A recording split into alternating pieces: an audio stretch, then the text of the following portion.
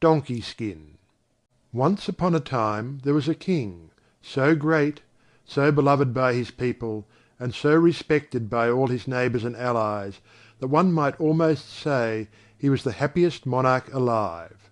His good fortune was made even greater by the choice he had made for wife, of a princess as beautiful as she was virtuous, with whom he lived in perfect happiness. Now of this chaste marriage was born a daughter endowed with so many gifts that they had no regret because other children were not given to them. Magnificence, good taste, and abundance reigned in the palace. There were wise and clever ministers, virtuous and devoted courtiers, faithful and diligent servants. The spacious stables were filled with the most beautiful horses in the world, and coverts of rich comparison. But what most astonished strangers who came to admire them was to see in the finest stall a master donkey, with great long ears. Now it was not for a whim, but for a good reason that the king had given this donkey a particular and distinguished place. The special qualities of this rare animal deserved the distinction, since nature had made it in so extraordinary a way that its litter, instead of being like that of other donkeys, was covered every morning with an abundance of beautiful golden crowns, and golden louis of every kind, which were collected daily. Since the vicissitudes of life wait on kings as much as on their subjects, and good is always mingled with ill, it so befell that the Queen was suddenly attacked by a fatal illness, and in spite of science and the skill of the doctors, no remedy could be found. There was great mourning throughout the land. The king, who notwithstanding the famous proverb, that marriage is the tomb of love, was deeply attached to his wife, was distressed beyond measure, and made fervent vows to all the temples in his kingdom, and offered to give his life for that of his beloved consort. But he invoked the gods and the fairies in vain. The Queen, feeling her last hour approach, said to her husband, who was dissolved in tears, "It is well that I should speak to you of a certain matter before I die, if perchance you should desire to marry again." At these words the king broke into piteous cries, took his wife's hands in his own, and assured her that it was useless to speak to him of a second marriage. "No, my dear spouse," he said at last, "speak to me rather of how I may follow you." "The state," continued the Queen with a finality which but increased the laments of the king, "the state demands successors, and since I have only given you a daughter, it will urge you to beget sons who resemble you. But I ask you earnestly not to give way to the persuasions of your people until you have found a princess more beautiful and more perfectly fashioned than I. I beg you to swear this to me, and then I shall die content." Perchance the Queen, who did not lack self-esteem, exacted this oath firmly believing that there was not her equal in the world, and so felt assured that the king would never marry again. Be this as it may, at length she died, and never did husband make so much lamentation. The king wept and sobbed day and night, and the punctilious fulfilment of the rites of widowhood, even the smallest, was his sole occupation. But even great griefs do not last for ever.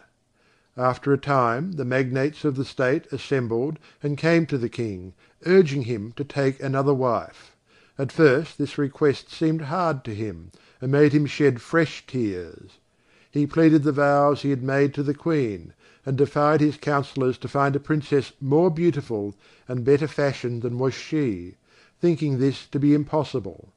But the council treated the promise as a trifle, and said that it mattered little about beauty if the Queen were but virtuous and fruitful.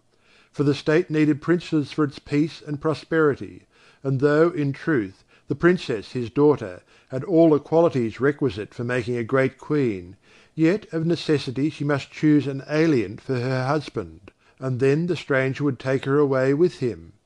If, on the other hand, he remained in her country and shared the throne with her, their children would not be considered to be of pure native stock; and so, there being no prince of his name, neighbouring peoples would stir up wars, and the kingdom would be ruined. The king, impressed by these considerations, promised that he would think over the matter. And so search was made among all the marriageable princesses for one that would suit him. Every day charming portraits were brought him, but none gave promise of the beauty of his late queen. Instead of coming to a decision, he brooded over his sorrow until in the end his reason left him. In his delusions he imagined himself once more a young man.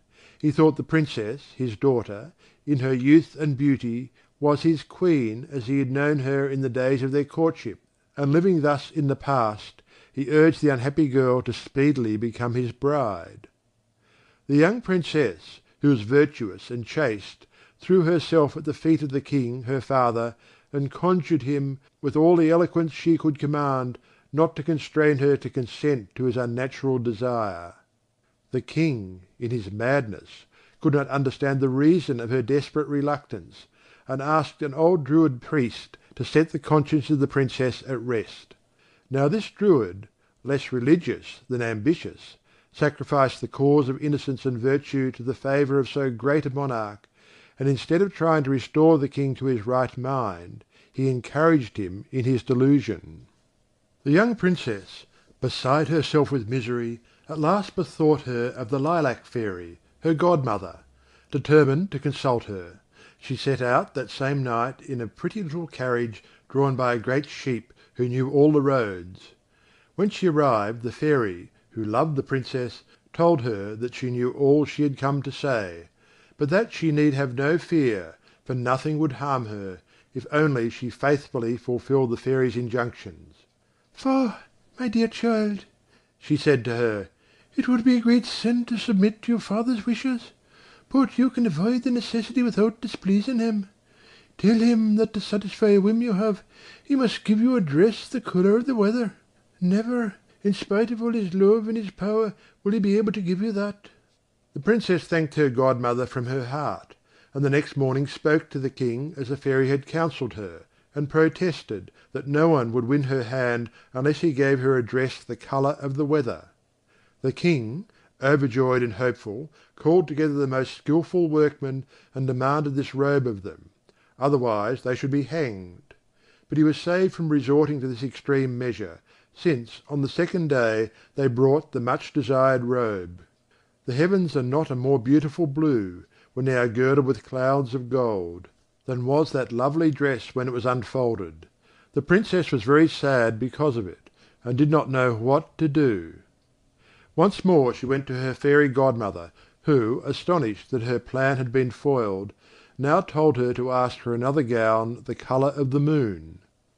The king again sought out the most clever workmen, and expressly commanded them to make a dress the colour of the moon. And woe betide them, if between the giving of the order and the bringing of the dress more than 24 hours should elapse. The princess, though pleased with the dress when it was delivered, gave way to distress when she was with her women and her nurse.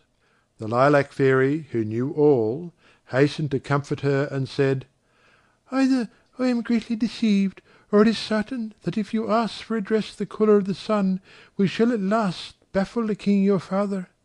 For it would never be possible to make such a gown. In any case we should gain time." So the princess asked for yet another gown, as the fairy bade her. The infatuated king could refuse his daughter nothing, and he gave without regret all the diamonds and rubies in his crown to aid this superb work. Nothing was to be spared that could make the dress as beautiful as the sun. And, indeed, when the dress appeared, all those who unfolded it were obliged to close their eyes, so much were they dazzled; and, truth to tell, green spectacles and smoked glasses date from that time. What was the princess to do? Never had so beautiful and so artistic a robe been seen. She was dumbfounded, and pretending that its brilliance had hurt her eyes, she retired to her chamber, where she found the fairy awaiting her. On seeing the dress like the sun, the Lilac Fairy became red with rage. "Oh, this time, my child," she said to the princess, "we will put the king to terrible proof. In spite of his madness, I think he will be a little astonished by the request I counsel you to make of him. It is that he should give you the skin of that ass he loves so dearly, and which supplies him so profusely with the means of paying all his expenses. Go, and do not fail to tell him that you want this skin." The Princess, overjoyed at finding yet another avenue of escape, for she thought that her father could never bring himself to sacrifice the ass, went to find him, and unfolded to him her latest desire. Although the King was astonished by this whim, he did not hesitate to satisfy it. The poor ass was sacrificed, and the skin brought with due ceremony to the Princess, who, seeing no other way of avoiding her ill fortune, was desperate. At that moment her godmother arrived. "What are you doing, my child?" she asked, seeing the Princess tearing her hair, her beautiful cheeks stained with tears. "This is the most happy moment of your life. Wrap yourself in the skin, leave the palace, and walk so long as you can find ground to carry you. When one sacrifices everything to virtue, the gods know how to mete out reward. Go, and I will take care that your possessions follow you, in whatever place you rest. Your chest with your clothes and your jewels will follow your steps. And here is my wand, which I will give you. Tap the ground with it when you have need of the chest, and it will appear before your eyes. But haste to set forth, and do not delay." The Princess embraced her godmother many times, and begged her not to forsake her. Then, after she had smeared herself with soot from the chimney, she wrapped herself in that ugly skin, and went out from the magnificent palace without being recognised by a single person. The absence of the Princess caused a great commotion. The King, who had caused a sumptuous banquet to be prepared, was inconsolable. He sent out more than 100 gendarmes, and more than 1,000 musketeers in quest of her, but the Lilac Fairy made her invisible to the cleverest seekers, and thus she escaped their vigilance. Meanwhile the Princess walked far, far, and even farther away. After a time she sought for a resting place, but although out of charity people gave her food, she was so dishevelled and dirty that no one wanted to keep her. At length she came to a beautiful town, at the gate of which was a small farm. Now the farmer's wife had need of a wench to wash the dishes and to attend to the geese and the pigs, and seeing so dirty a vagrant, offered to engage her. The Princess, who was now much fatigued, accepted joyfully. She was put into a recess in the kitchen, where for the first day she was subjected to the coarse jokes of the men servants. So dirty and unpleasant did the donkey skin make her appear. At last they tired of their pleasantries. Moreover, she was so attentive to her work that the farmer's wife took her under her protection. She minded the sheep, and penned them up when it was necessary, and she took the geese out to feed with such intelligence that it seemed as if she had never done anything else. Everything that her beautiful hands undertook was done well. One day she was sitting near a clear fountain, where she often repaired to bemoan her sad condition, when she thought she would look at herself in the water. The horrible donkey skin which covered her from head to toe revolted her. Ashamed, she washed her face and her hands, which became whiter than ivory, and once again her lovely complexion took its natural freshness. The joy of finding herself so beautiful filled her with the desire to bathe in the pool, and this she did. But she had to don her unworthy skin again before she returned to the farm.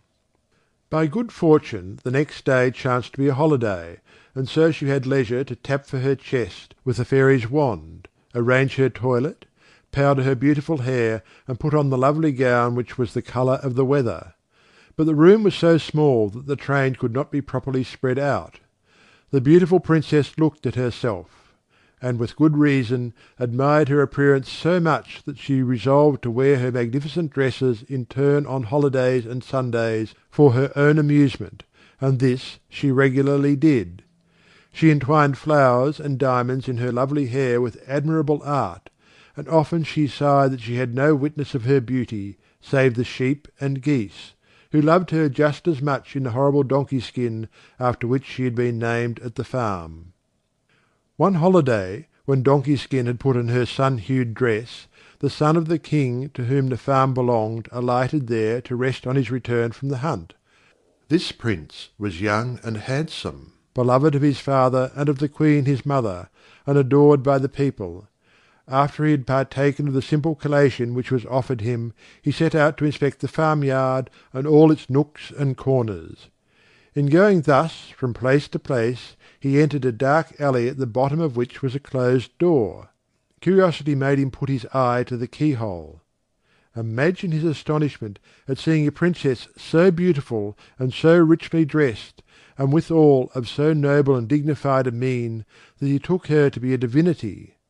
The impetuosity of his feelings at this moment would have made him force the door, had it not been for the respect with which that charming figure had filled him.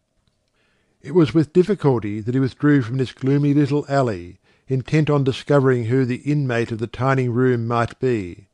He was told that it was a scullion called Donkey Skin, because of the skin which she always wore, and that she was so dirty and unpleasant that no one took any notice of her, or even spoke to her. She had just been taken out of pity to look after the geese. The Prince, though little satisfied by this information, saw that these dense people knew no more, and that it was useless to question them.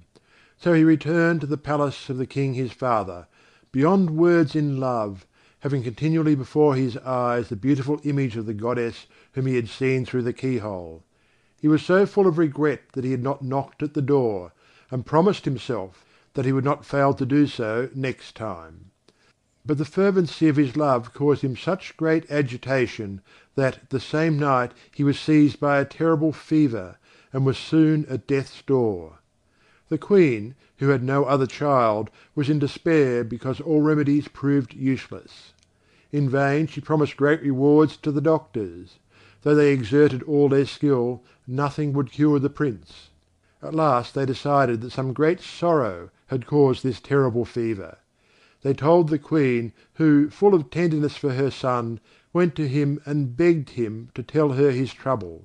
She declared that even if it was a matter of giving him the crown, his father would yield the throne to him without regret. Or if he desired some princess, even though there should be war with the king her father and their subjects should with reason complain, all should be sacrificed to obtain what he wished. She implored him with tears not to die, since their life depended on his. The Queen did not finish this touching discourse without moving the Prince to tears. "Madam," he said at last in a very feeble voice, "I am not so base that I desire the crown of my father. Rather may Heaven grant him life for many years, and that I may always be the most faithful and the most respectful of his subjects.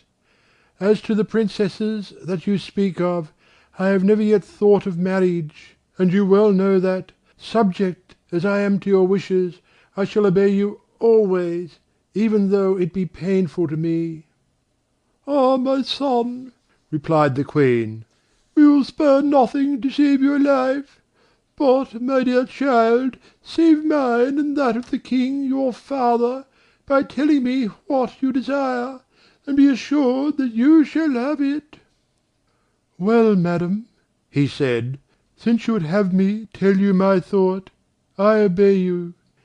It would indeed be a sin to place in danger two lives so dear to me. Know, my mother, that I wish Donkey Skin to make me a cake, and to have it brought to me when it is ready." The Queen, astonished at this strange name, asked who Donkey Skin might be. "It is, madam," replied one of her officers, who had by chance seen this girl, "it is the most ugly creature imaginable after the wolf, a slut who lodges at your farm, and minds your geese." "It matters not," said the Queen. "My son, on his way home from the chase, has perchance eaten of her cakes. It is a whim such as those who are sick do sometimes have. In a word, I wish that Donkey Skin, since Donkey Skin it is, make him presently a cake." A messenger ran to the farm, and told Donkey Skin that she was to make a cake for the Prince as well as she possibly could. Now, some believed that Donkey Skin had been aware of the Prince in her heart at the moment when he had put his eye to the keyhole, and then, looking from her little window, she had seen him, so young, so handsome, and so shapely, that the remembrance of him had remained, and that often the thought of him had cost her some sighs. Be that as it may, Donkey skin, either having seen him, or having heard him spoken of with praise, was overjoyed to think that she might become known to him. She shut herself in her little room, threw off the ugly skin, bathed her face and hands, arranged her hair, put on a beautiful corsage of bright silver, and an equally beautiful petticoat, and then set herself to make the much desired cake. She took the finest flour, and the newest eggs and freshest butter, and while she was working them, whether by design or no, a ring which she had on her finger fell into the cake and was mixed in it. When the cooking was done, she muffled herself in her horrible skin, and gave the cake to the messenger, asking him for any news of the Prince. But the man would not deign to reply, and without a word ran quickly back to the palace. The Prince took the cake greedily from the man's hands, and ate it with such voracity that the doctors who were present did not fail to say that this haste was not a good sign. Indeed, the Prince came near to being choked by the ring, which he nearly swallowed, in one of the pieces of cake. But he drew it cleverly from his mouth, and his desire for the cake was forgotten as he examined the fine emerald set in a gold keeper ring, a ring so small that he knew it could only be worn on the prettiest little finger in the world. He kissed the ring 1,000 times, put it under his pillow, and drew it out every moment that he thought himself unobserved. The torment that he gave himself, planning how he might see her to whom the ring belonged, not daring to believe that if he asked for Donkey skin she would be allowed to come, and not daring to speak of what he had seen through the keyhole, for fear that he would be laughed at for a dreamer, brought back the fever with great violence.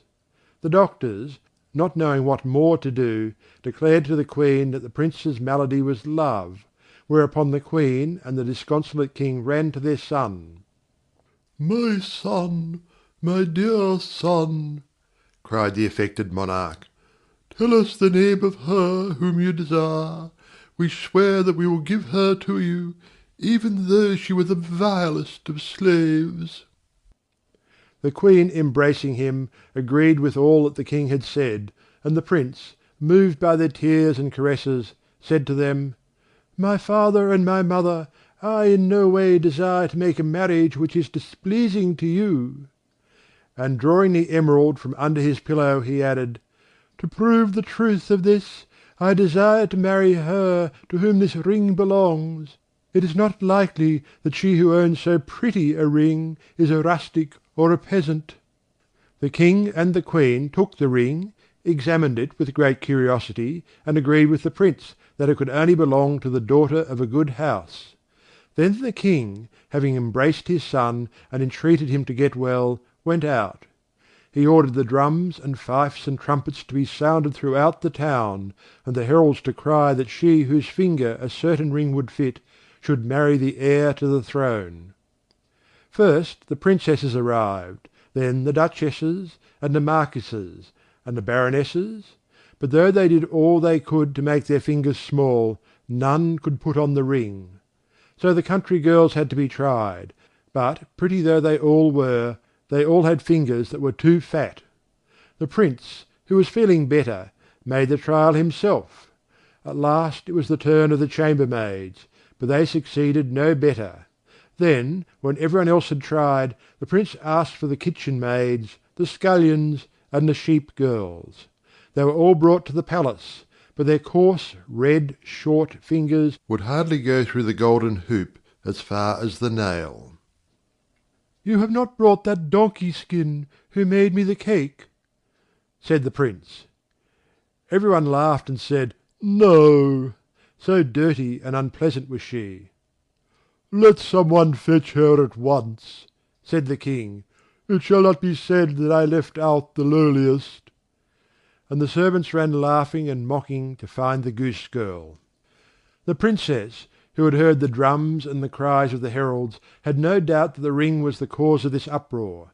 Now she loved the Prince, and as true love is timorous and has no vanity, she was in perpetual fear that some other lady would be found to have a finger as small as hers. Great then was her joy when the messengers came and knocked at her door. Since she knew they were seeking the owner of the right finger on which to set her ring, some impulse had moved her to arrange her hair with great care, and to put on her beautiful silver corsage, and the petticoat full of furbelows and silver lace studded with emeralds. At the first knock she quickly covered her finery with the donkey skin, and opened the door. The visitors, in derision, told her that the king had sent for her in order to marry her to his son. Then, with loud peals of laughter, they led her to the prince, who was astonished at the garb of this girl, and dared not believe that it was she whom he had seen so majestic and so beautiful. Sad and confounded, he said, "Is it you who lodge at the bottom of that dark alley in the 3rd yard of the farm?"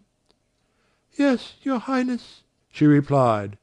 "Show me your hand," said the prince, trembling, and heaving a deep sigh.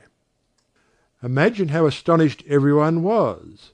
The king and the queen, the chambermaids, and all the courtiers were dumbfounded, when from beneath that black and dirty skin came a delicate little white and rose-pink hand, and the ring slipped without difficulty on to the prettiest little finger in the world. Then, by a little movement which the princess had made, the skin fell from her shoulders, and so enchanting was her guise, that the prince, weak though he was, fell on his knees and held her so closely that she blushed.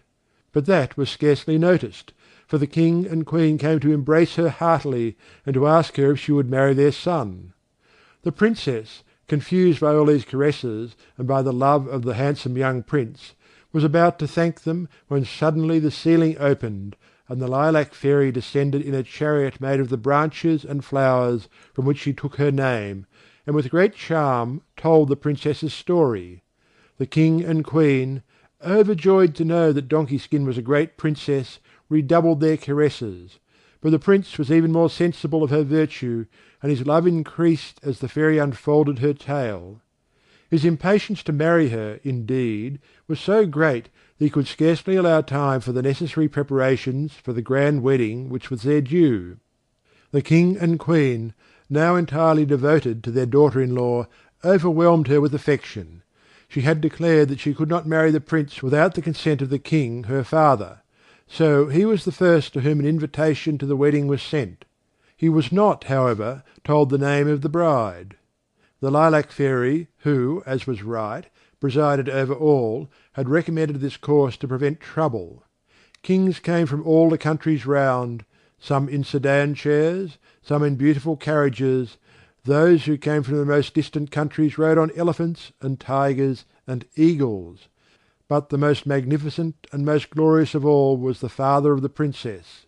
He had happily recovered his reason, and had married a queen who was a widow and very beautiful, but by whom he had no child. The princess ran to him, and he recognised her at once, and embraced her with great tenderness before she had time to throw herself on her knees. The king and queen presented their son to him, and the happiness of all was complete. The nuptials were celebrated with all imaginable pomp, but the young couple were hardly aware of the ceremony, so wrapped up were they in one another. In spite of the protests of the noble-hearted young man, the prince's father caused his son to be crowned the same day, and kissing his hand, placed him on the throne. The celebrations of this illustrious marriage lasted nearly 3 months, but the love of the two young people would have endured for more than 100 years, had they outlived that age, so great was their affection for one another. The Moral. It scarce may be believed, this tale of Donkey Skin, but laughing children in the home, yea, mothers, and grandmothers too, are little moved by facts. By them 'twill be received.